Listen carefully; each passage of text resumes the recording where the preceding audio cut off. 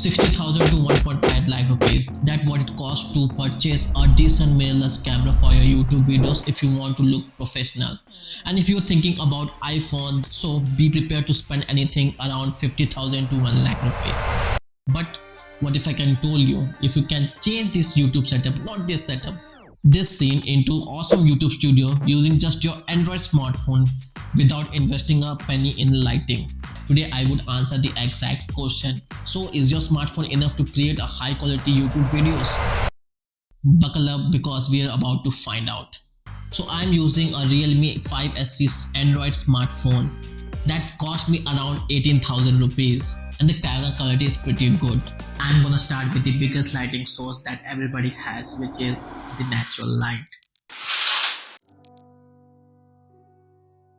One of the best source of light which is free and it's natural. So how could you shoot in natural light? To get best out of natural light, I recommend you to shoot in morning and evening after 5 p.m. Why? Because I don't want the sun to roast my face on camera unless you have a diffuser, which I don't have. Here is the subject where the light is at 45 to 90 degree angle to the subjects. So this method is not recommended for cheap Android smartphone. It is only for high quality smartphone. And this is Android smartphone, and more light you need it, the more the picture quality is getting better. For this, you need to place the camera in front of your window that light can face directly into your face. So after placing the subject in front of camera, now it's time for your background. I already placed my table at the back to create an object and look cinematic. But we need light. You can use your light in your home or you can use light from smartphone. Let me demonstrate you.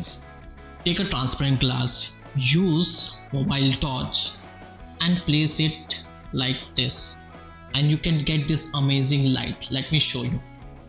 Or you can use the lamp from your home, switch on the lamp and you can get this amazing light in your video.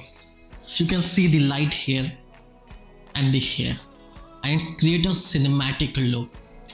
After that, place the subject a little bit far so that it gives us the vibe, and take your phone as close as possible. So experiment things like again I will go back because I need a perfect setup.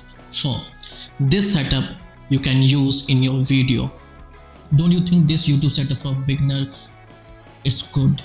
Because I know I've been there but struggling to get that high quality video, and with natural light we can get this.